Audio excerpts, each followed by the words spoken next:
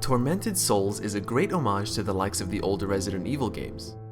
The atmosphere is on point, as you explore incredibly eerie and worn down environments. As someone who loves old school horror games, Tormented Souls was still terrifying to me. Not necessarily because of the monster designs, but the anticipation. The sound design and ambience really managed to get to me, and they built up so much tension constantly.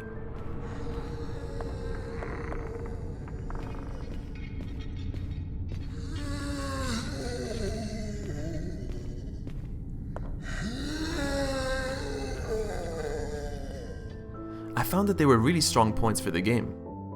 The puzzles feel very authentic, and even managed to stump me quite a few times. I thought a lot of them were really creative and interesting. Combat is tough and not encouraged. You can't kill enemies, at least not with the amount of shots I put into them. Instead, they just get knocked down temporarily to give you a bit of breathing room, but most of the times you'll find yourself trying to weave around them to get to your destination. One interesting mechanic is that if you venture into complete darkness, you'll die after a short amount of time. To avoid that, you can cast light. However, that leaves you vulnerable without a weapon, which can feel terrifying. It's an interesting way to force you out of your comfort zone. As for the story, it's intriguing, although the voice acting is a bit hit and miss. A person in a wheelchair with knives in his hands was chasing me. Oh, it's you. Don't you remember me? I'm the town priest. We met here in the chapel only a couple of days ago. What?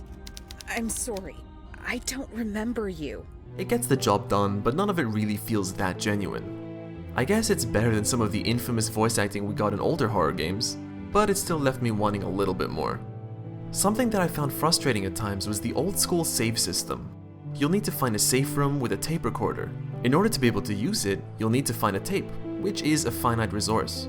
At best, this means that you're limited to when you can quit your current session, sometimes being forced to play for another hour or so before being able to actually finally back out of the game. At worst, you die and have to replay an hour of content you already did. Obviously, this is subjective, and I recognize that they did it to be authentic.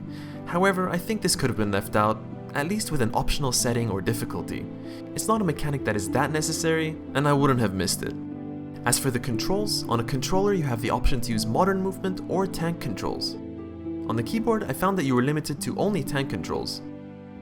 Overall, I think it's a very faithful recreation of those olden terrifying games. With that comes a bit of awkward animation, flat voice acting, and archaic mechanics. But on the other hand, some gorgeous music and visuals, super spooky atmosphere, and a fun gameplay loop. I highly recommend it if you're a fan of those older horror games. Thank you for watching, everybody. Please don't forget to like and subscribe if you enjoyed the video, and I'll see you next time.